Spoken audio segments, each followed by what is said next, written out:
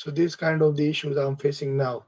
Yeah, you know, what are the prerequisite? Like, you know, I understand that you're facing with deletions. I will be teaching you on how to delete a transaction in the schedule wise. You can delete, you know, n number of you know, data which are there in the script. If you do a schedule, you know, just a button, or like if we tested the code, and if you do save and execute, you know, you will be having you know, a script called schedule script. So it will be running until or unless that is, you know, all the data is deleted, you know, according to a requirement. So I will Yeah, be showing, yeah, I will be because showing each and every, yeah. yeah, because I create the safe search for the deletion of the record, and Hmm. that safe search I run through mass update in Yeah, this way. Yeah. yeah, same thing. Whatever, if you want to delete anything, what we'll do is in a schedule, we'll create a saved search first, and we'll get that.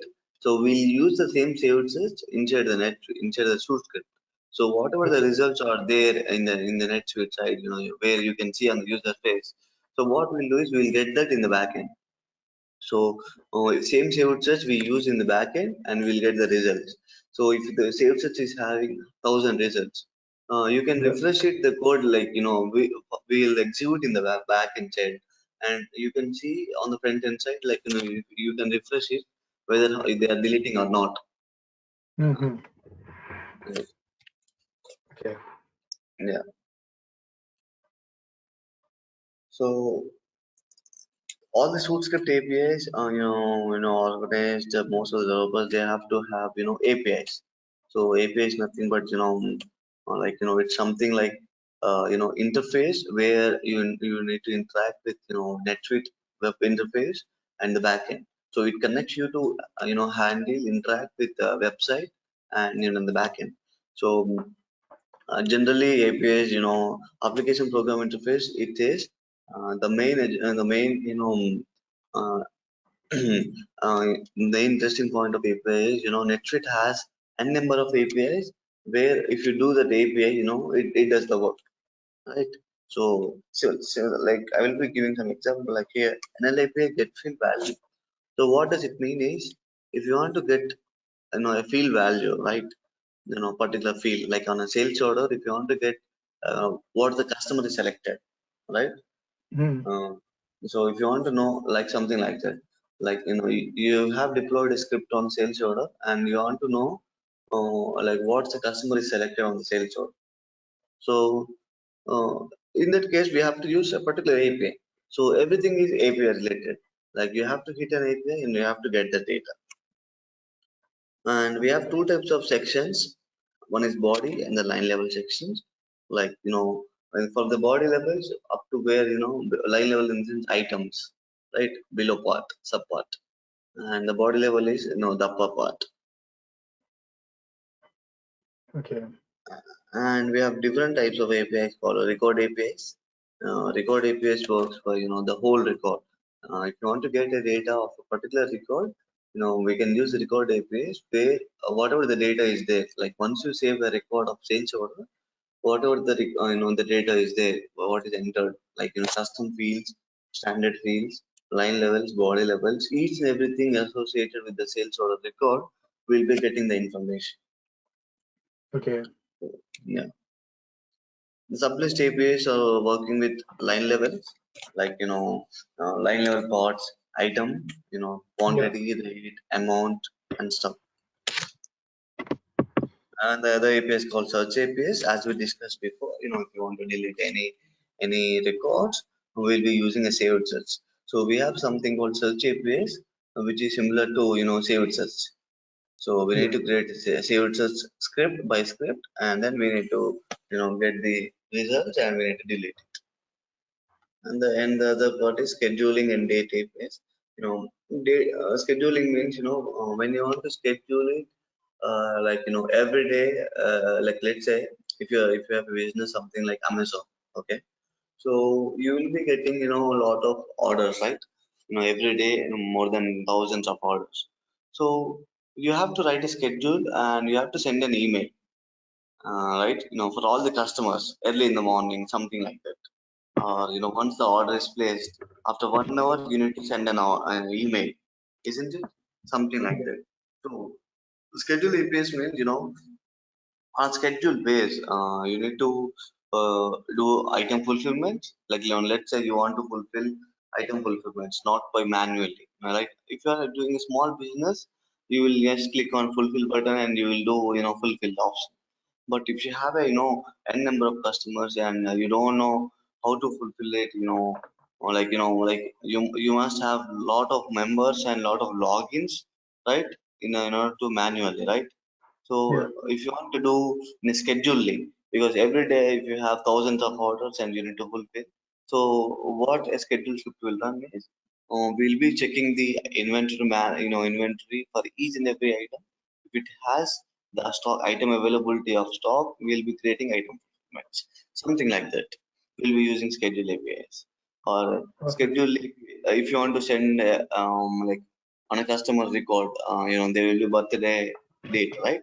So on every birthday of a customer, you want to send an email saying that it's your birthday, many congrats. Do you get do you see what I'm saying? Yes. Scheduling, yeah. So this is where we do this file API. So file on the file cabinet, if you have to get something, all the data you can store on a file cabinet like words and all stuff, and you want to get that, we'll be using file APIs. Uh, So where does because I have seen some of the developers they are writing a script for workflow as well. So yeah, where does this workflow scripting fall in this category? yeah. So Where it does fall, yeah. yeah, yeah. So we have types of scripts. Everything is good script, but like let me give you like overall brief. So what happens is, suit script is similar to a JavaScript, but JavaScript has includes like something like website validations, backend validations, and stuff.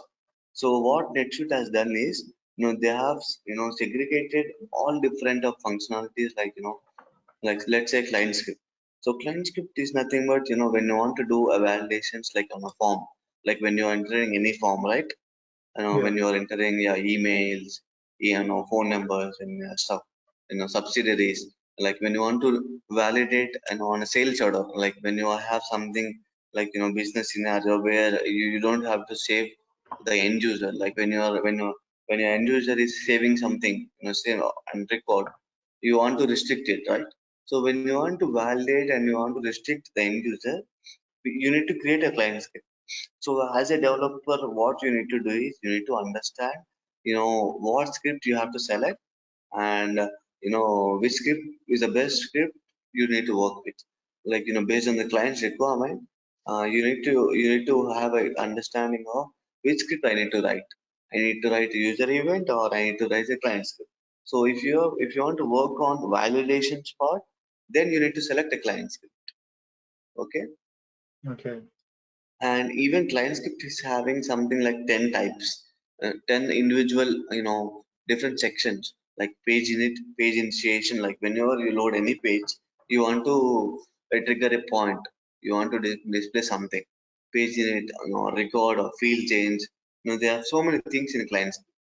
So I will be explaining each and every section of every script, where you will be getting and clear cut. The second thing is user event. User event is nothing but it's totally on record level, like before submit, after submit, and you know let me show you an example. So these are the some events like page init, save record, field change, and invalidate field. These are some events. Like when you add a line, right, this event will be triggering validate line. When you insert any line in the line level, this event will be triggered, right? Okay. So these are some parts. When you click on save button, save record will be triggered. Okay. When you want to Okay. validate, when you want to do a validation of particular field, then we can validate it particular field. So these are some things where we'll be You have to understand, like, when you're deploying a script, you have to make sure, which script is perfectly suited for, you know. Then it will be, um, and you also have to optimize the solutions. Like, if you have some business scenarios, then you have to optimize. So, and you're asking workflows, right? So Yeah. workflows uh, is nothing but when workflow is nothing but, you want to execute a script based on a workflow manner.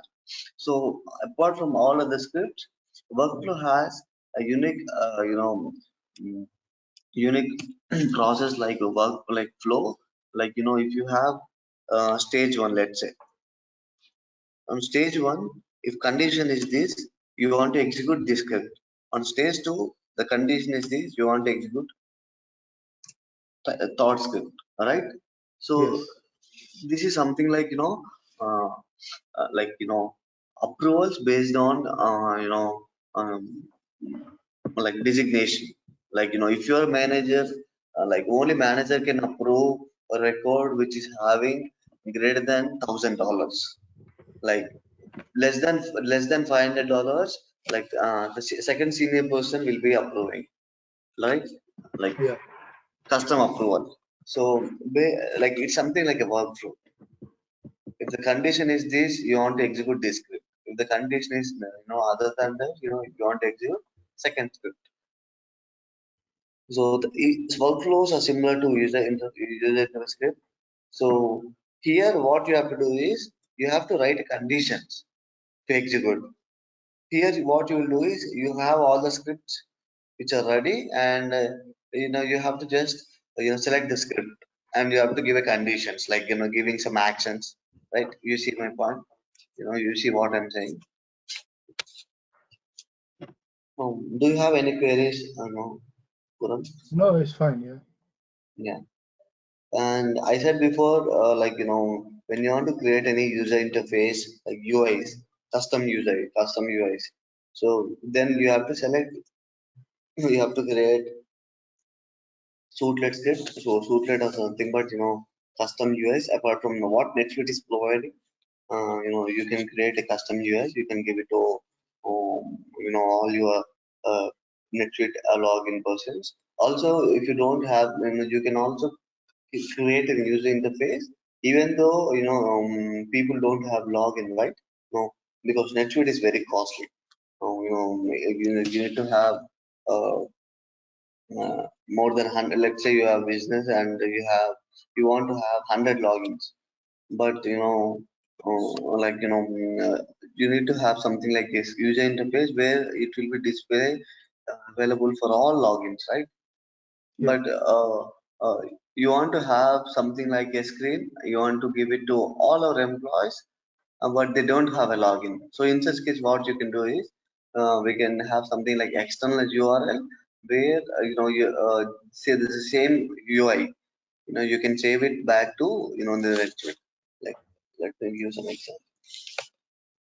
Mm, let's You say, you mean that if net we have license for 100 users, yeah, so we can give access to 200 users. yeah, that's what I'm saying. So So extra 100 user can input data in the system. yeah. So basically, mm, you have a business of test drive of a car. Okay. So you want to give a form page or a test page of giving some interface, like first name, last name, email, stuff, right? Normally, if you want to test drive any websites, they will be having some form, right? If you want to give a test drive, please enter these details, right? Hmm. So similar way, you have a form something like that, and that form, that URL is normally you need to have a login to view that page. But if you write a code like Suitlet, and you have written a code in flexible manner in that way that can be used without login as well. Like, even if you don't have login for 100 users, you have Hmm. only for 100 users, but the other 100 users, they don't have login, but still you want to give you want to show that form, that that page, right? Then you can develop a Suitlet, and you can um, write a script where that can be used without login as well. Whatever the data Hmm. they entered, right, on the back end, on the front end side. So once they enter the details of test drive, like form, first name, last name, and stuff. Okay. Um, Uh, so is there any limitation on this script, or it has no limitation? every script is having some limitation, like it says, the word is governance. So governance means the unit, like, you know API governance. Like if you use any API, like on the here, like load record or any API. So what happens is, every API you use, it has some units. Like, let me show you a table of governance. Yeah. So for loading a saved search, it takes 5 units. Okay. For retrieving a result, we have 10. It takes 10 units. So this means that Suitlet is having, if you see here, Suitlet is having thousand usage. So Hmm. 1,000 users, in sense, you can use up to 1,000. Like, let me give some example. Okay. So it will slow So, down the system, yeah? sorry. It will slow down the system. It will slow down. It totally depends on the data. Like, if you have a simple user interface of test drive or any form, like like just fields to be entered. So why the Suitlet is having 1,000 limit is because, like, previously we were discussing,